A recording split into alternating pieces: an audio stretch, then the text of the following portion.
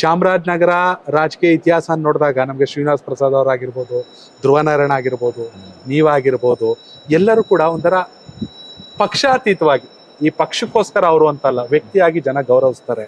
ಆ ನಂತರದಲ್ಲಿ 23 ವರ್ಷಗಳ ವನವಾಸ, ಅಲ್ಲ 19 ವರ್ಷ ಹೇಗಾಯ್ತು ಸರ್ ಅದು?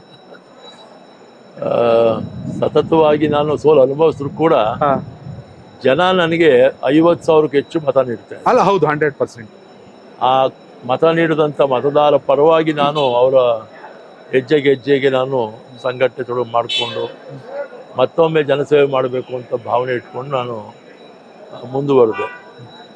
ಸಂತೇಮಳ್ಳಿ ವಿಧಾನಸಭಾ ಕ್ಷೇತ್ರನೇ ಉಳಿದಿದ್ರೆ ನಾನು ಮುಂದಿನ ಚುನಾವಣೆ ನಾನು ಗೆಲುವು ಆಗ್ತಾ ಇತ್ತು.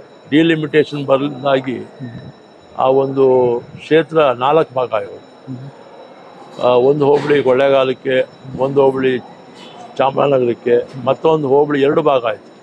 ನಂಜನಗೂಡು ತಾಲೂಕು ಕೌಲಂದೆ ಹೋಬಳಿ 9 ಪಂಚಾಯತಿ, 5 ಪಂಚಾಯತಿ ನಂಜನಗೂಡಿಗೆ ಹೋಯಿತು, 4 ಪಂಚಾಯತಿ ವರುಣಾ ಕ್ಷೇತ್ರಕ್ಕೆ ಹೋಯಿತು.